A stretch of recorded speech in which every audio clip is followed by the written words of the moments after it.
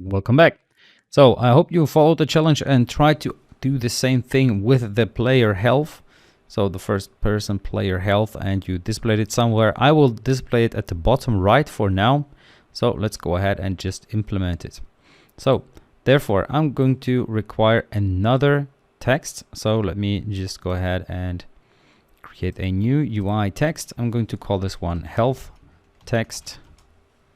And now let's change its settings up a little bit. So I want it to be at the bottom right, as I stated. So let's set it to 0, 0. You can see it's there. Well, you can probably not see it, but it's there. It's super small. So let's change the height up a little bit. Let's change the Y position. Let's see if we put it a little higher and the X position a little further to the left. Then we should be good to go. 200. Let's make it a 300 width, like so. So a position of, let's say, 100 minus 180, or maybe 150, something like that.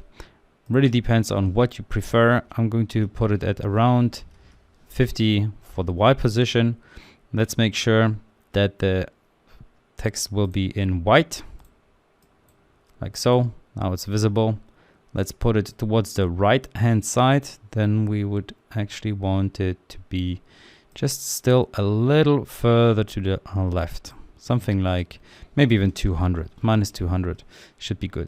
So let's display 0 health or 100 health. Okay, that seems good. Let's do a gazillion health. All right, then it puts it into another line because of our limited width. But I think this should not be a problem with our game because I don't want to display more than 100 health. So now you can of course play around with the font size if you want it to be bigger, such as for example 60 for the font size. You also have to change the height, or you have to make sure that you overflow here. Okay, now we will overflow with our health in both directions. Now let's just make sure that our health text will actually be used in a script that will display the health. So the health is saved in the player manager here. You can see it, health is set to 100. So let's make sure to use this health here. Therefore, we will need to make sure that we are using UI here. So this namespace, and then we can get the health of the player. So here, public text, health text, and let's use it like this. And now we can use this health text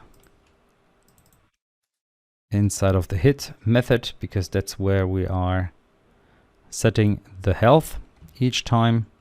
So here health text.text should be health to string. But as I want to have the text health before it as well, it will be the keyword health plus the value, because the health is a float and we're just converting it into a string, and we are going to display it in here.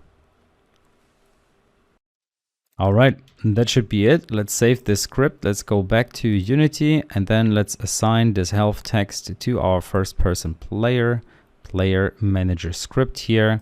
So let's drag over health text and let's run the game and see if zombies can now reduce our health at the bottom right hand corner. So let them attack us, and boom, he attacked us. And actually, as it seems, I am using it the other way around. So I started with health first, so we can also do it this way around. So number plus empty space health, no empty space after. All right. You can of course also use capital letters here, health. This will be a little more visible, or maybe even something like HP, something like that. All right, so that's it for this video. Let's not forget to save our script here, and I hope you were successful with this challenge. See you in the next one, where we're going to take care of the end screen. See you there.